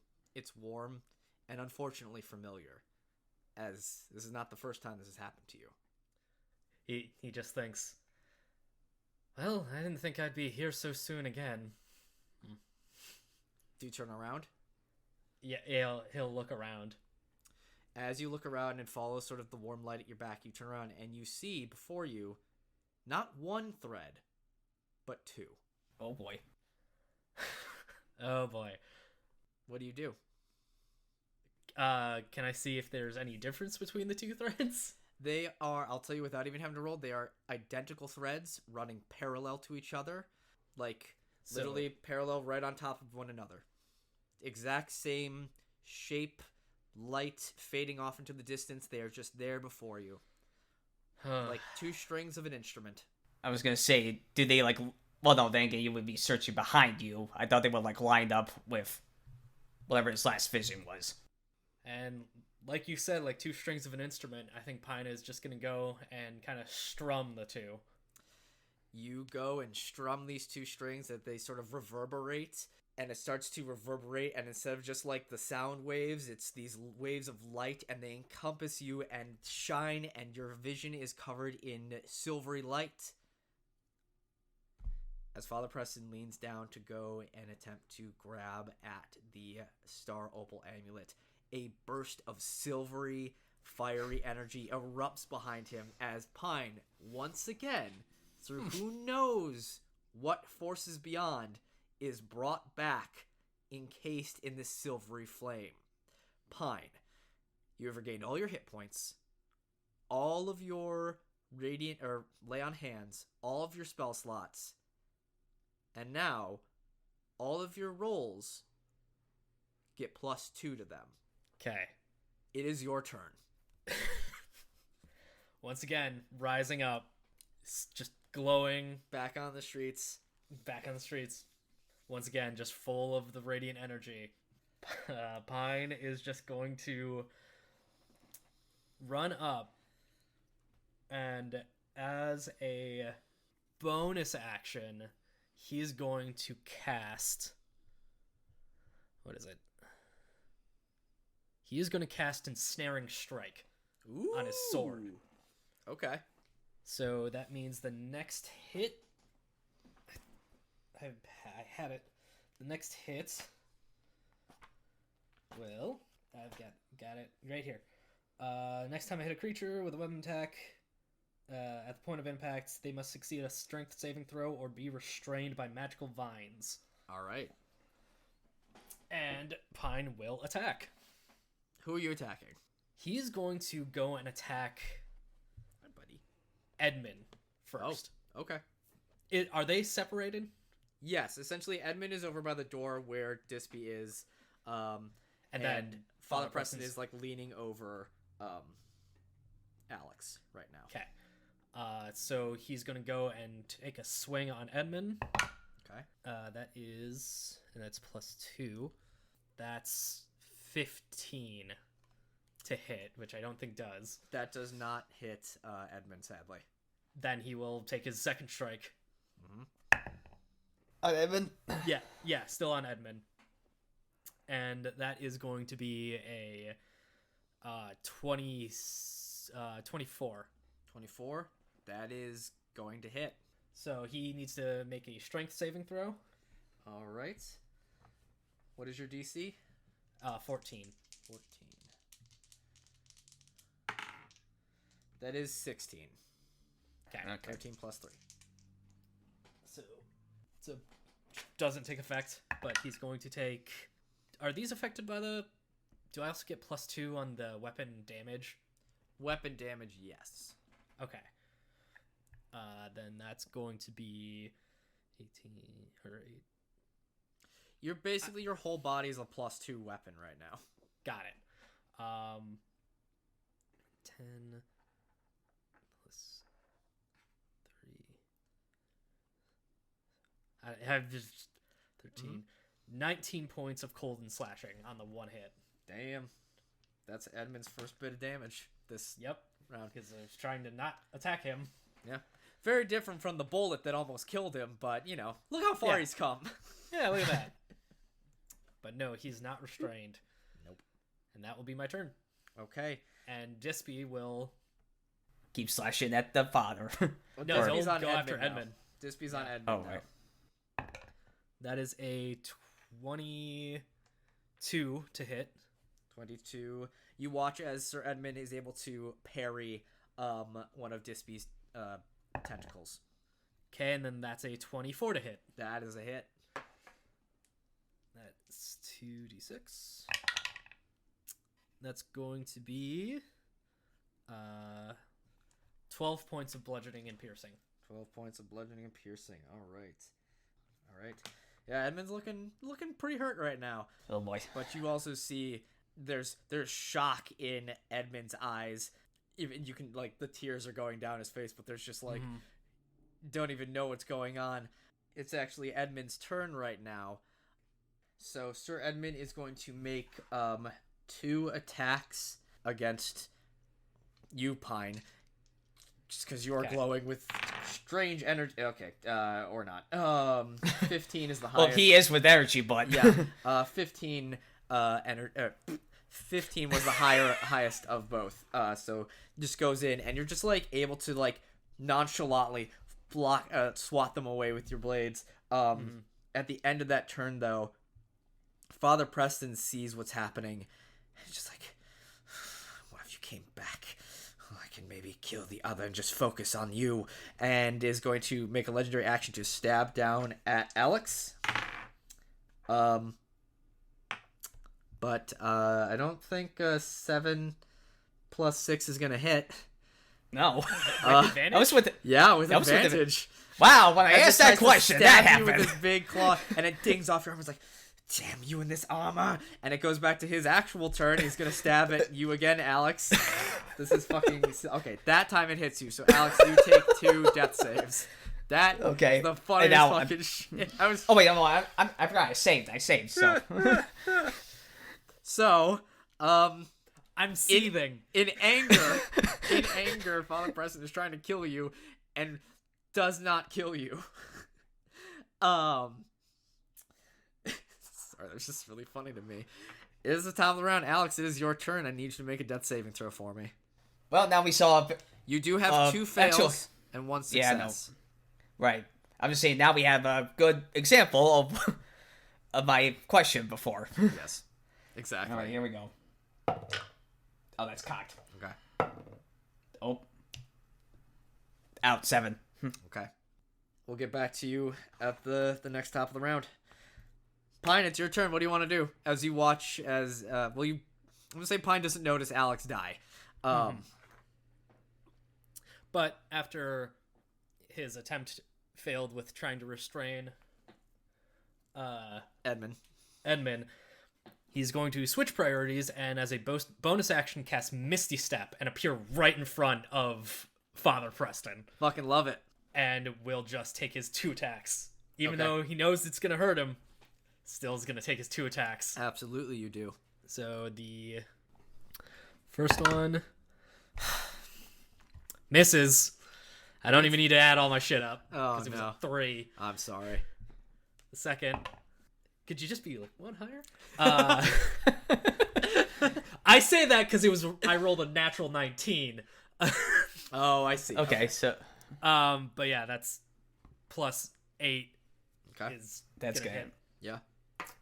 And even though he's resistant, he's gonna throw a smite. Do at it him. anyway. It's actually Yeah. it's damage. So yeah, gonna do a second level smite again.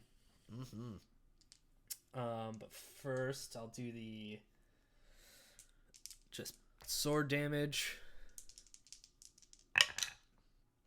which is going to be 14 points of cold and slashing. Or wait, yeah, 14 points of cold and slashing. 14 points, okay.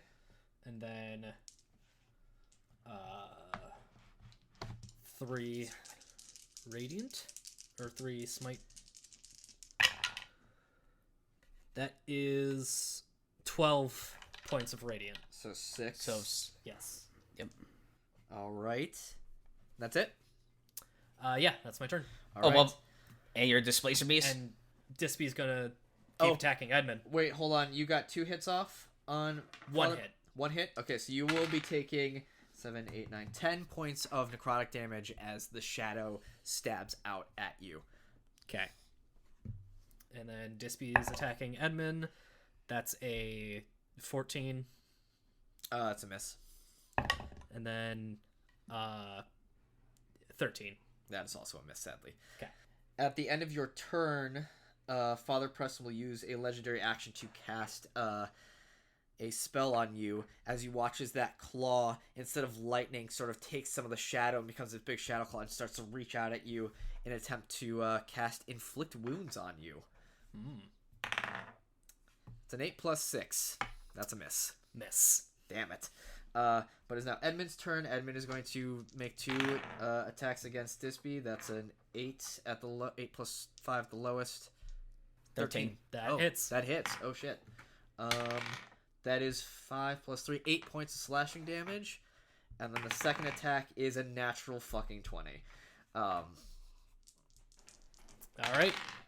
7, 8, 9, 10 plus 3, 13 points of slashing damage on Dispy. Okay. Okay. Once again, another legendary action. We're gonna inflict wounds you again, because All right. 14 plus 6 is unnatural 20, so you're gonna take this inflicted wounds, I imagine. Mm-hmm. All right, you take 7, 8, 9, 10, 15 points of necrotic damage as this shadowy, like the shadows grow over his claws and stabs into you, into your sort of silvery energy, as the shadowy energy, just like this, they're battling together or whatever. And then now it's his actual turn, and is going to, you know what, he's gonna do it again. He's gonna cast the same spell again. Okay. That's a 7 plus 6 that does not hit you. No, it does not. And that is that. So let me roll something real quick. Why did I close that book? Ooh. Alex. Yep.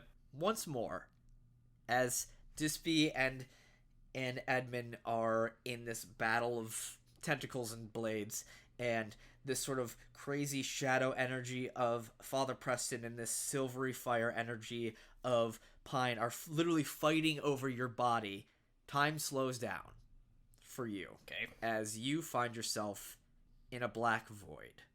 It's similar to you, because you were just sort of here once before. Right. And seems to be almost exactly what Pine mentioned after the battle with Auntie Ironhands. And you can feel there's a warmth behind you.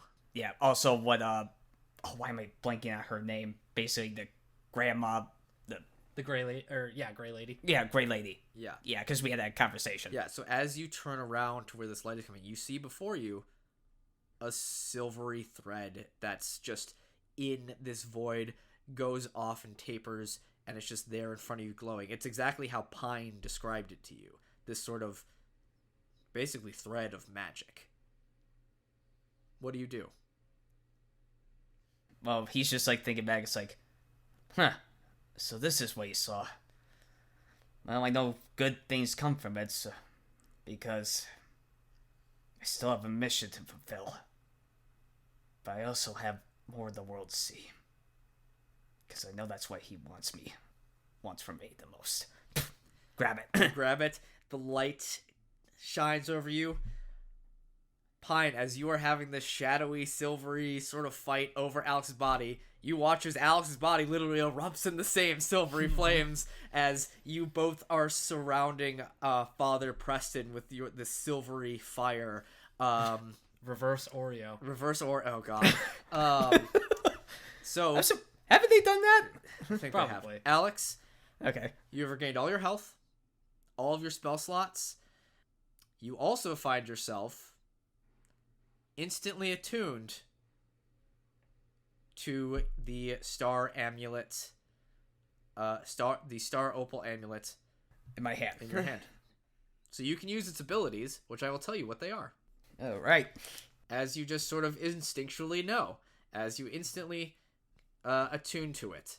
Which, how many things were you attuned to before? I know it's just a all-purpose tool, if I recall. Okay. And I don't think we made my bullet armor attunable. Oh, no, wait, I remember. It's the tool and the ring. Right, the ring of... Yeah, and I don't think we made my armor attunable. Fair enough. I think that's it. Either way, this is separate from that. This is a separate attunement. Okay. So, you have access to the Star Opal Amulet, or maybe Opal Star Amulet. I'm not sure which sounds better. Right. Can be used as a spellcasting focus, if you so want to. The amulet has 3 charges.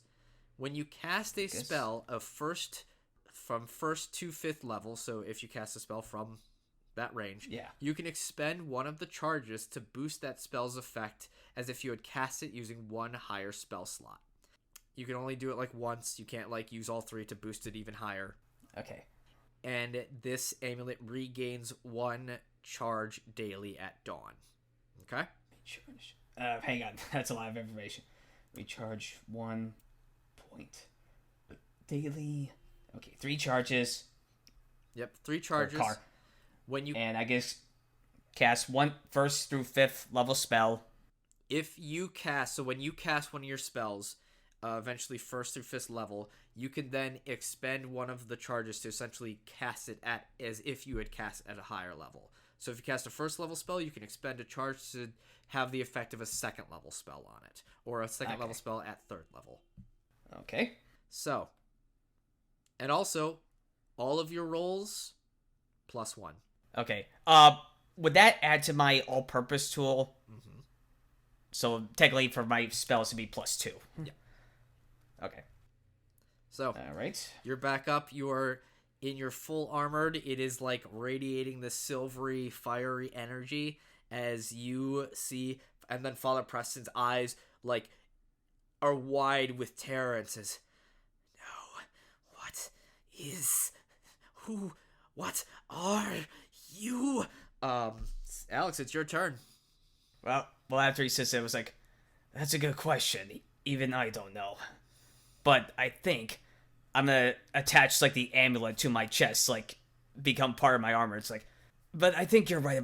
But I think, unfortunately, interrogation may be over. And I am going to use the amulet's charge and try not to get any of them. I'm gonna cast Shatter. All right, that sounds good. So you cast Shatter, 2nd level spell, expend a charge, so it'll be cast at a 3rd level, so it's an extra D8. Yeah. And I don't need... Do I need to do anything? I'm trying to remember. No, I roll a Constitution saving throw. Okay. So, what is your DC? DC... I shouldn't say that, because I don't know if I paid for it. 15. 15, okay.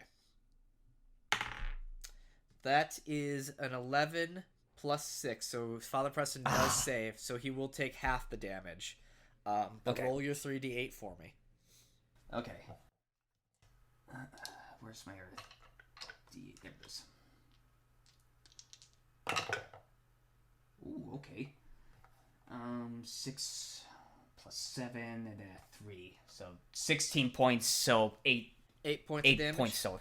All right. So, I'll just say how he releases Shatter. You see his right arm, he pulls it back, and basically his arm transforms, and you see like a little cylinder-like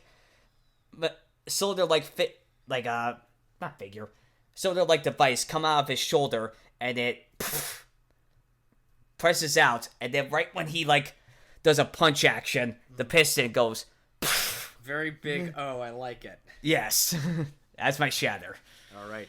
As you do that, and it explodes, and luckily it does not hit any of your allies. It explodes around Father Preston as like the shadow reverberates, and this screech comes from him, and he is looking really hurt. I will say as a bonus action, it's like, oh no, I don't know if I want to say It's all good. Okay. At the end of your turn, you hear boots on stone as you see red hair flying, cloak in the wind, sickle out. You see as Siegfried is running and it's just like, and it just like looks at like Syr Edmund, does the circle, pulls the energy from Syr Edmund, and Syr Edmund just goes, oh.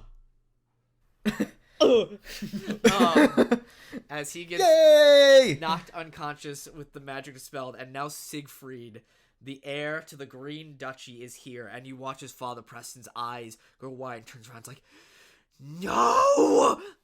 And with that, he is going to cast a lightning bolt at Siegfried. And Siegfried makes the save, actually. Ooh.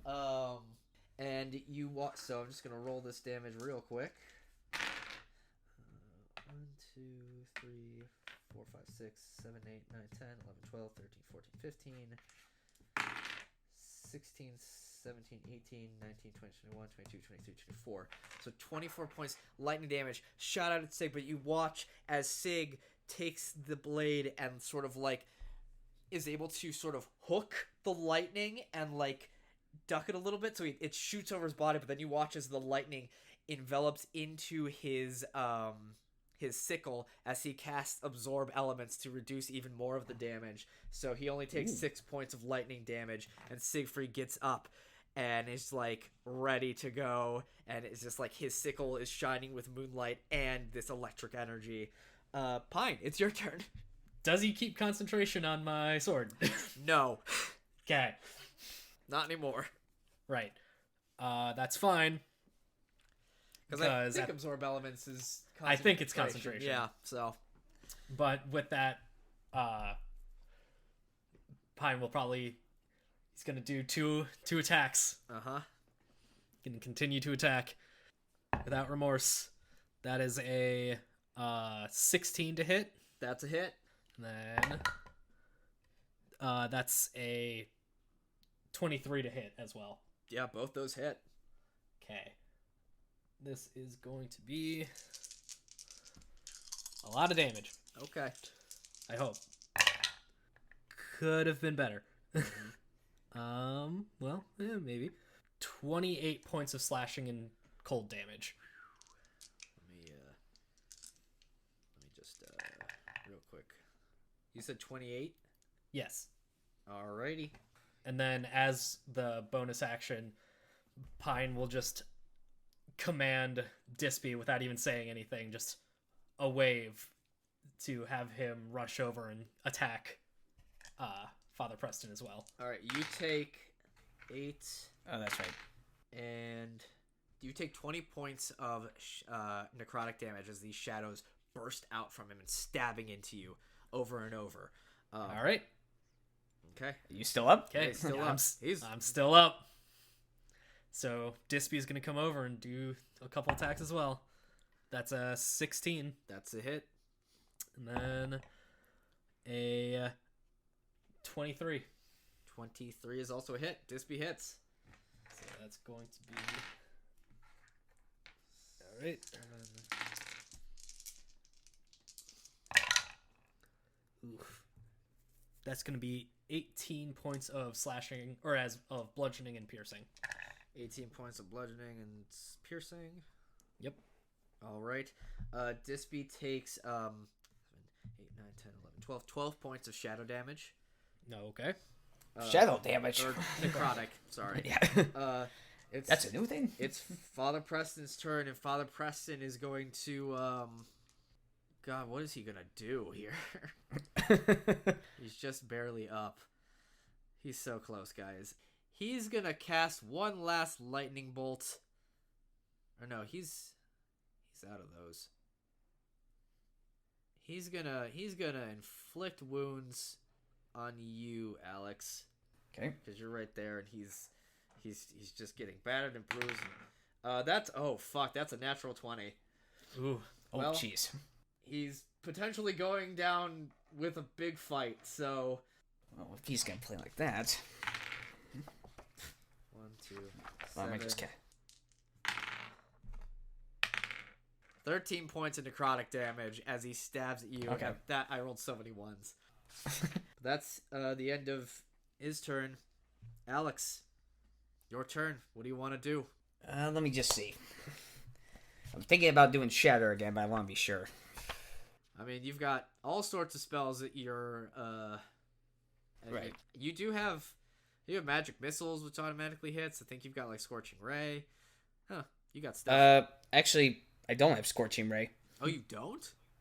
No. If you're talking about like the spells that I get from that's my a class, different- that's Artillerist. That's Artillery. That's right. Never mind. Yeah. Yeah, as long as I... Oh, hang on. Web Trixie, Invisible. Yeah, it's Yeah, you know what? I'm just going to do the same thing again. Shatter. Yeah, but of course, yeah, just try not to hit anyone. Okay. I'll let you have this sort of flavorful shatter without hitting anyone. Okay. All right. He does succeed, so he will take half damage, sadly. Okay. Alright, well, I better roll high then. Yeah, that's the right one. And you're going to use another charge. Oh, I rolled all 8s. Nice. Was that also using a charge of your amulet as well? Oh, yeah, I said I was going to use charge. Okay. So that was just 3, right? No. If you use a charge, it becomes 4d8s. Oh, 4d8s? Yeah, because Shatter at level 2 is 3d8. If you use one of the charges of the amulet, it bumps it up to a 3rd level spell, which is 4d8. Oh, shoot. Then I made a mistake. I didn't roll the 4 for that, a 4th one for that other one. The first one I did. Well, So, how much let me damage just do roll- you do now? Because it might not matter anyway. 24 damage. Have. Oh, well, actually, I got rolled the 4th one. I got rolled the 4th one for this one. Yep. So that one was 24. Oh, well, that one's a 2. So, 26. So that's 13 total. 13 total? Yeah. And, What were you going to say? I was going to say, you want me to roll for that one I missed last time? Because it doesn't matter. Alex, what happens? Oh! How do you want to do this? I finally have a how do I want to do this? Alright, so as he, like, touches... I assume he touches with the inflict wounds, right? Okay, so with his inflict wounds, the shadows that like are over him course into his large sort of 4-pronged claw and stab into you. So basically he just stabbed into you, and that's when like the magic sort of, it looks like the shadows are trying to overtake you with this necrotic energy. And so then you gear up your shatter. Yeah. Dang. Yeah. I was thinking of things to say. It's like, I just look at him like saying, yeah, I should be. No, damn it. Dang it! Sean, don't worry I know. about saying something cool. Just how Okay. does it, Okay. how does this happen? Alright, well, I'll just say this. I just realized my turbine arm is still active, so it changes back to my regular arm. I grab, like, the tendrils, pull him closer, and as he gets closer, I'm just gonna do a shatter, basically, Shatter uppercut? right in the stomach, and right at the upper part, the piston will go. Absolutely. As you go, you pull him in. The magic's around you. You're able to grab at these sort of spectrally shadowy tendrils, pull him in as his claw is still stuck in you, and you uppercut, and it slows down, punch through, and his body sort of contorts in that sort of way, and the shatter explodes and sends him to the ceiling, and it crushes in, and his body falls down in a burst of energy. You watch as Father Preston's body in this dead state starts to revert back to his humanoid self. The strange claw grows back to a regular hand. His neck becomes a regular humanoid neck. The black feathers disappear in the shadow and smoke, and he becomes essentially just a regular man again. As well as when he hits, you heard a tinkling of something that seems to have fallen out of his coat, and there you have it. You have defeated Father Preston, and you find yourself here. you look down, you see this key that seems to have 4 prongs on it, all each in a different color. One red, one green, one blue, one yellow. You kind of look over at the door. It seems to have a lock to match this, and you see now that door has all sorts of different depictions of the 4 elemental planes of sort.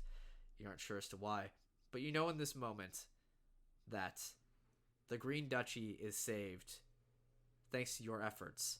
And it seems both of you somehow have a connection to the primal magics of the world. Whether for good or bad, who's to say? But Siegfried is back. Some small evils have been taken care of. And we can only guess what might be behind this door, or who might be doing more evil in the world. And with that, this ends this episode of our podcast, which, before we end, I would like to let my brothers know that they have reached level 6. Oh! Oh, it feels like so long. Yeah, I know. So why don't we real quick, before we completely go, why don't we just roll some HP, end on a real fun note. So, right. Alex is a D8, Pine is a D10. Yep. Can I just mention one thing? Constitution modifier. Yeah. I had 2 health. Amazing. Oh, jeez. Yeah, Constitution modifier. Yeah, so it'll be a +3 for me. Oh, please roll something high. Yes. What'd you I roll? rolled a 9. Yeah. Oh, yeah. All right. So 9 plus 2. 2, so 11 to your max. So what are you at? What are you at, Ryan? I'm at 58. Nice. All right, Alex. Okay. Sean. All right, I could go for another 8. We'll see. Well, we'll see if I roll another 8. Oh, 2. 2. I knew my good luck streak was gonna end, but that's Okay. +3 for my Constitution. That's 5, so Okay. I'm at 59. 59. You guys are 1 hit point away from each other. Isn't that beautiful? All right, folks. Thank you so much for joining us on this crazy long episode, but I really wanted to get to that final fight. We'll see you next time. Thank you for joining us. Bye. Bye. Well, that concludes this 16th episode of our podcast, and I hope you're all just as excited as I am to see what the future holds, especially since we're almost done with this season. If you like this episode, don't forget to like, rate, leave a review, comment, share with a friend, or all of the above. Helps us out. You can email us if you'd like at awipdndpodmail@gmail.com. That's spelled awipdndpodmail@gmail.com. Once again, that's awipdndpodmail@gmail.com. Very excited to read whatever you send our way. You can also follow us on Twitter at a work in progress D&D podcast at awipdndpod. Last but not least, thank you so much for listening. Thank you to my brothers for joining me in this basically year-long experiment now. An extra special thank you to my wife Allie for her constant support and advice over this past year of doing this. I have been Eric, and I hope to continue along many years down the way with us on this adventure, both real and imaginary. Ta-ta for now.